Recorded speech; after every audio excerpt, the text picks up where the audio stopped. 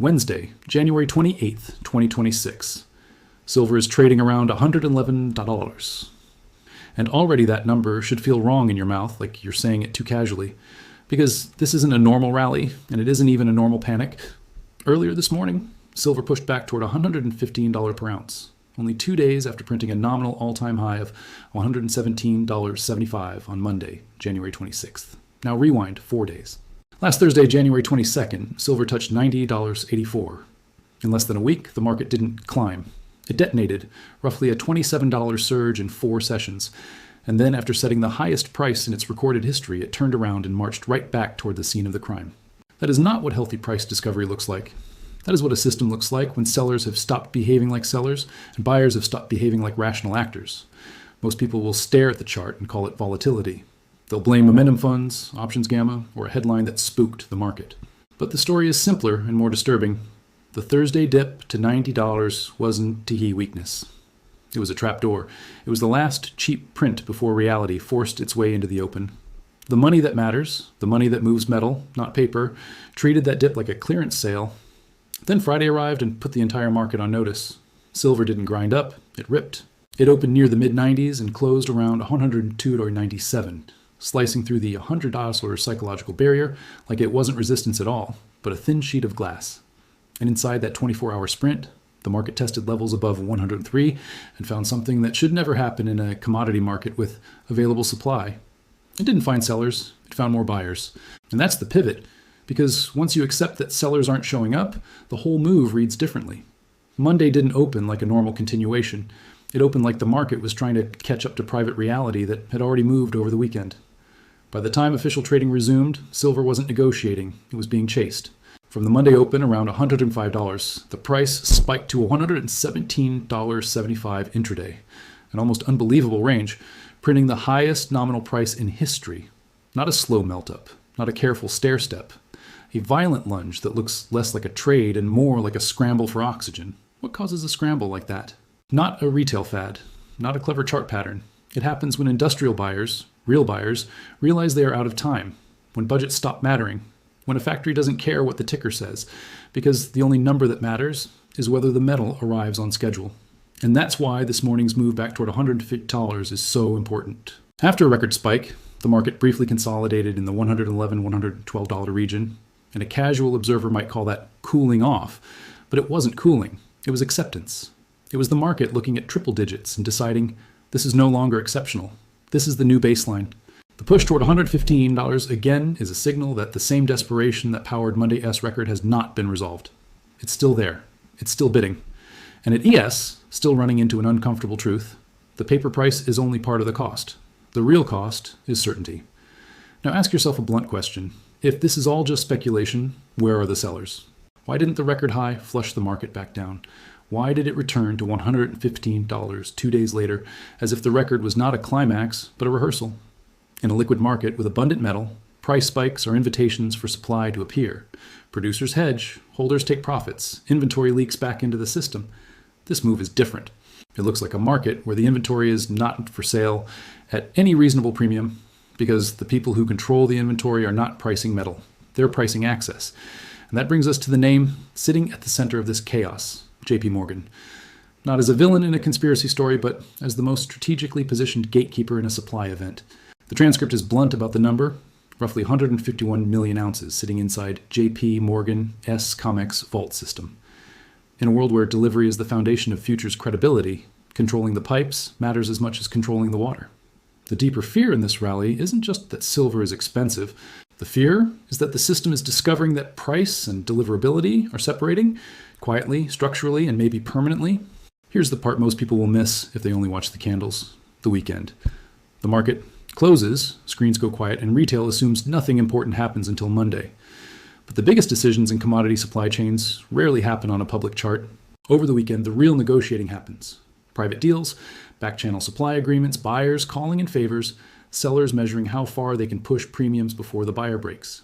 The transcript describes it as dark transactions that established new price floors. Numbers like $106, $108, $110, paid not because buyers wanted to speculate, but because they needed guaranteed metal with verified custody and reliable timelines. And if that's true, then Monday's open wasn't leading reality, it was chasing it. That explains why Monday felt like price discovery failure. The market didn't step higher and attract supply, it gapped into urgency, then spiked into outright panic. A $13 intraday range, culminating in a historic record, is what you get when buyers are not bargaining. They're retriaging. Imagine a solar manufacturer that built its model around $60 silver.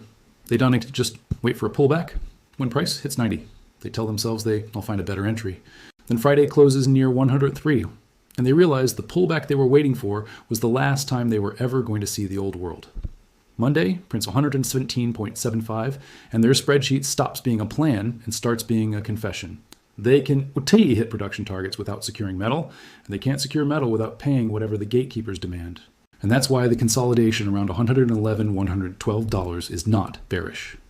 In a normal speculative spike, consolidation is the market deflating. Here, consolidation reads like the market digesting a new regime. It is the recognition that triple-digit silver is not a temporary anomaly, but a new anchor point. And as painful as that is, it's less painful than stopping production. If you're a defense contractor, it's even worse. Certain electronic systems require certified material and validated custody chains. You can't swap suppliers casually. You can just buy some silver off the street and roll it into sensitive manufacturing. So when Monday printed a nominal record, procurement teams weren't debating whether silver was overbought. They were asking whether contracted suppliers could still deliver at agreed terms, or whether force majeure language would start showing up in legal memos. And when silver pushes toward $115 again on Wednesday morning, that urgency doesn't relax, it intensifies, because now the record doesn't look like a spike, it looks like a warning. If you're finding this breakdown useful, and you want more investigative, mechanics first videos like this, where we focus on what moves the physical market, not just the headlines, hit like and subscribe. It helps the channel, and it tells the algorithm you want the deeper story, not the shallow noise. Now let's talk about why JP Morgan matters in this narrative beyond the headline number. In a delivery-based market, the vault is not just storage. The vault is legitimacy. The vault is the place where futures claims become physical reality, where contracts either turn into metal or reveal their limits. When you process massive volumes of deliveries, you see order flow patterns before the public does. You see which bids are coming from industrial urgency versus speculative positioning. You see who is trying to secure immediate availability and who is merely trading exposure. That information alone is a weapon. And paired with a massive inventory position, it becomes leverage. The transcript frames it as access control. And whether you call it that or call it simple market structure, the point is the same. If a handful of entities hold concentrated stock and control the infrastructure that validates delivery, they don't just profit from price. They profit from spread. They profit from premiums. They profit from certainty itself. When silver rises from $90 to $115 in days, the mark-to-market gain on 151 million ounces is enormous. But the more profound profit is the ability to charge industrial buyers for guaranteed deliverability. Premiums that Donati always appear cleanly on a public chart because they live in private contracts, relationship pricing, and time-sensitive deals. And if you're wondering whether this is exaggerated, ask yourself something simple. If Monday's 117.75 was the top, why is silver marching back toward $115 2 days later? In a normal market, the record print would bring out a wave of selling. This market is behaving like selling is a luxury most holders don't want to exercise because they sense the same thing the buyers sense. The metal is becoming more strategic than the cash. Now zoom out. Price doesn't move in a vacuum. It moves in a context. The transcript pulls in a macro accelerant, the dollar weakening and political uncertainty in Washington. It references President Donald Trump signaling comfort with a weaker greenback and broader policy uncertainty, including tariff threats and pressure on central bank independence. Whether you love that political framing or hate it, the market response pattern is familiar. When the currency weakens and policy credibility gets questioned, investors lean harder into hard assets. That matters because silver is being squeezed from both directions at once, industrial demand that cannot easily stop buying, and investment demand that accelerates when confidence in paper systems starts wobbling. And here's where the story gets more chilling. Industrial demand becomes price inelastic when production deadlines don't care about price. Solar, grid upgrades, electrification, defense electronics, these are not casual purchases. They are embedded in policy, procurement cycles, and manufacturing commitments that can't be paused without cascading consequences. So when silver goes from $90 to $103 to $117 and back toward $115, demand doesn't politely back away. It tries to lock in supply, it tries to secure contracts, it tries to buy time. That behavior creates a feedback loop. Higher prices force more urgency. More urgency pushes higher premiums tighten availability, and tightening availability pushes the public price higher again. That feedback loop is what turns a commodity into a strategic material. It's what turns volatility into capture. The transcript makes a provocative comparison to China's approach to rare earths. You don't need to ban exports if you control refining bottlenecks. Apply the same logic here. If you control the custody infrastructure and a meaningful slice of the above-ground stock, you don't need to manipulate price in a cartoonish way. You simply become the entity buyers must negotiate with when the system gets tight. You let the market do the work. You let desperation reveal itself. And then you charge for the right to keep factories running. That's why the Thursday dip matters so much. A normal dip is a warning. This dip looks like an invitation that only certain players recognized. The transcript suggests someone with order flow visibility understood what was coming, understood that industrial buyers had exhausted forward contracts, that inventories were thinner than the public narrative implied, and that the next push would expose the crisis. Whether you interpret that as intelligence, experience, or simple positioning, the outcome is the same. Thursday's $90 became the last chance print. Friday became the psychological break above $100. Monday became the violent proof of scarcity. And Wednesday's push toward 115s becomes confirmation that the crisis wasn't a one-day event. Now consider what makes this hard to reverse quickly. New mine supply doesn't appear on a 2-day timeline. Recycling can't scale instantly to fill massive deficits. Government stockpiles, to the extent they exist, are politically complicated and logistically slow. The short-term buffer is above-ground inventory. And that inventory sits inside specific vault systems, under specific custody arrangements, controlled by entities with relationships and infrastructure. Even if regulators wanted to fix concentration, you can't teleport metal from one vault ecosystem to another without time, logistics, and trust building. Meanwhile, production lines don't wait. They run weekly, monthly, relentlessly. That means industrial buyers are structurally biased towards staying with the gatekeepers they already have access to, even if premiums rise. Switching costs are not just financial. They're operational. That's why this isn't just a chart story, it's a supply chain story. The public price is the visible tip. Beneath it are custody requirements, delivery timelines, certification, credit, and relationship access. When silver spikes to a record and then returns to $115 days later, the market is telling you that the stress is not being relieved by profit-taking. It is being reinforced by the reality that those who can sell choose not to, or choose to sell only at terms that preserve their leverage. And that leads to a question you should be asking yourself right now. Are we watching a commodity reprice, or are we watching a delivery system reprice? Because those are not the same event. A commodity can spike and crash. A delivery system, once it loses credibility, doesn't heal overnight. So what happens next is less about predicting whether silver tags will $120 this week, and more about understanding the mechanics that keep pressure alive. The transcript describes a world where the published spot price becomes increasingly irrelevant to actual delivery costs. That is the heart of the paper versus physical fracture. You can trade futures around $100 and $111 and feel like you're participating in the silver market. But the moment you require the metal delivered on time with the right custody chain, the pricing becomes something else entirely. It becomes the price of certainty, and certainty is what concentrated vault systems can ration. This is why the record on Monday matters even if you never plan to buy a single ounce. A nominal all-time high is a psychological marker, but it's also a structural flare.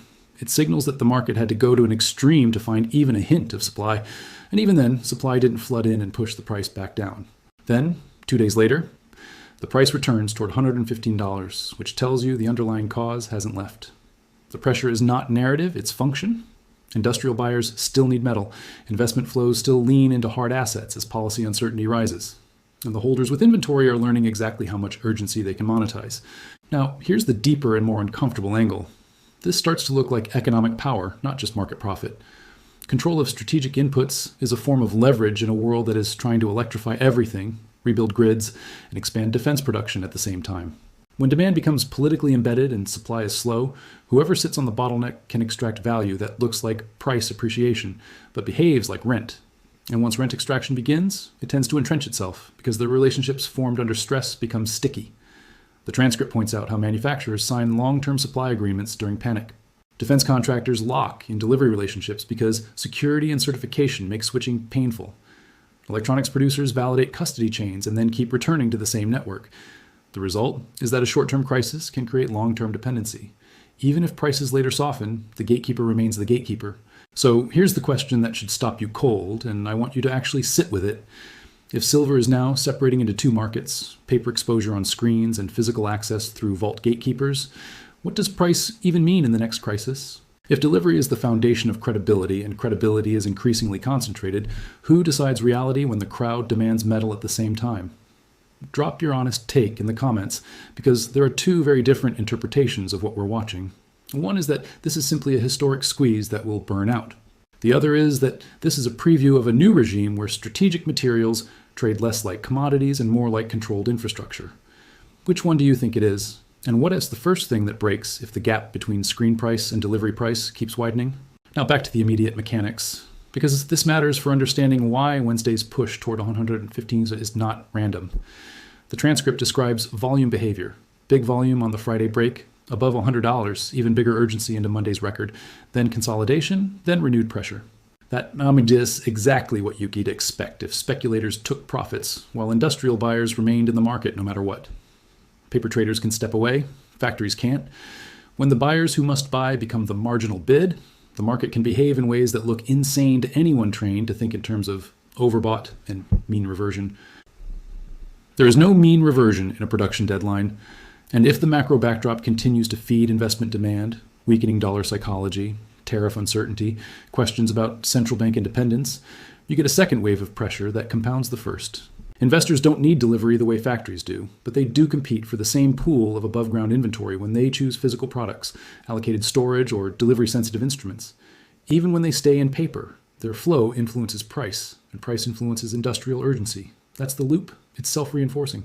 So where does this leave us on Wednesday, January 28th, 2026, with silver hovering near $111 and pushing toward $115 once again?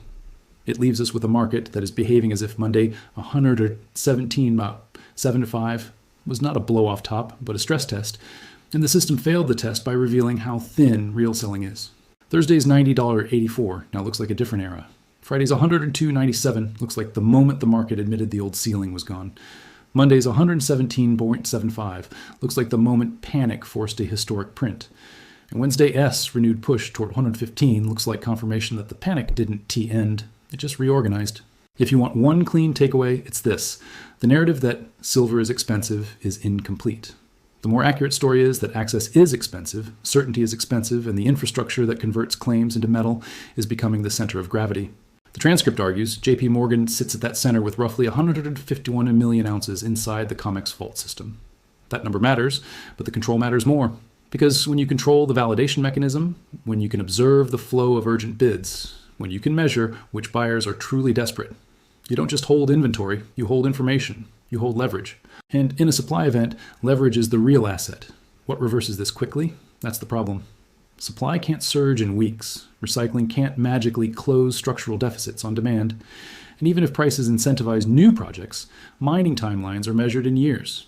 In the short run, the only relief valve is existing above-ground stock. If that stock is concentrated and strategically held, the relief valve becomes a toll booth. That means spikes can repeat, because the mechanism that created Monday's record is still alive, urgent demand colliding with constrained deliverable supply. Wednesday's push back toward $115 says the collision is ongoing. And this is where the paper versus physical fracture becomes more than a talking point. It becomes a map of where the real market is moving. If weekend deals can establish floors that Monday's official market must chase, then the screen is no longer leading. It is reacting. It is the public shadow of private negotiation. The people who understand that early, who track premiums, delivery timelines, custody constraints, and who controls the pipes, will understand why this move doesn't behave like a normal speculative mania. Because it's not just a mania. It's a supply chain rewriting the price of continuity. So watch what happens next, not through the lens of will it pull back, but through the lens of will sellers appear. Watch whether $111, $112 holds as a new acceptance zone. Watch whether the market continues to lunge back toward Monday, next record as if it magnetized. Watch whether industrial sectors begin locking in long-term supply at premiums that effectively formalize a two-tier market. Because if those agreements spread, the printed spot price becomes more of a reference than a reality, especially for anyone who needs the metal to build, to deliver, to fulfill contracts that cannot slip. And that's the final brutal point. This 5-day sequence wasn't just a price move, it was a revelation. It revealed that silver is not merely an asset you trade. It is a strategic input with bottlenecks, custody constraints, and gatekeepers. It revealed that when stress hits, the market doesn't just reprice metal, it reprices certainty. And it revealed that the entities positioned closest to the delivery system, Don T, just survived the chaos. They monetize it because in a world where production deadlines are unforgiving, the ability to guarantee supply is more valuable than the ability to predict charts. Silver at $115 again, 2 days after $117.75, is not the market calming down. It's the market admitting that the old rulebook is being replaced. The only question now is how many people will keep watching the wrong indicators until the new system is already locked in place.